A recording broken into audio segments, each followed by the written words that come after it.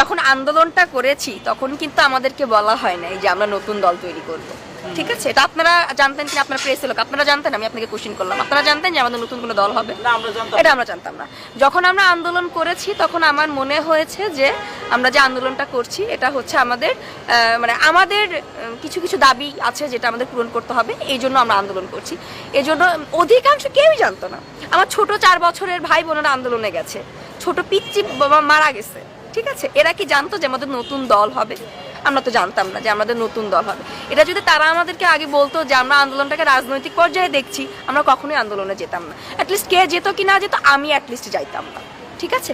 যে আমি তো এখানে নিজের ক্ষমতা বাস্তবায়ন করার জন্য আন্দোলনে যাচ্ছি না। আমার দেশের জনগণের মানুষের লাশ পড়ছে, রক্ত ঝরছে, এই জন্য আমি আন্দোলনে গেছি, যেখানে আমার মনে হয়েছে যে দেশের মানুষের পাশে আমার দাঁড়ানোটা উচিত।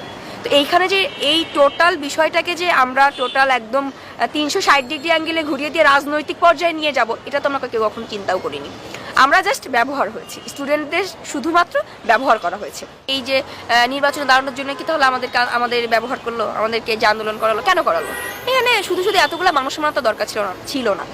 এই যে রাস্তায় এতগুলা মানে লাশ পড়লো, শুধু শুধু হুদাই পড়লো, তো আপনারা নির্বাচন করবেন, আপনারা স্টুডেন্ট, আপনাদের এখনো নির্বাচন দেখলাম যে অমুক সংসদ অমুক আসন থেকে দাঁড়াচ্ছে, ওইটা অমুকজন অমুক আসন থেকে দাঁড়াচ্ছে, এটা কেন? আপনাদের নির্বাচন করার ইচ্ছা ছিল, আপনারা সেটা যদি এত হ্যাডম থাকতো, আপনাদের বুকে যদি সাহস থাকতো, তাহলে আপনারা নিজেরা রাস্তায় নেমে আপনারা নিজেরা এদিকে করতেন। স্টুডেন্টদের ব্যবহার করার তো কোনো দরকার ছিল না এখানে।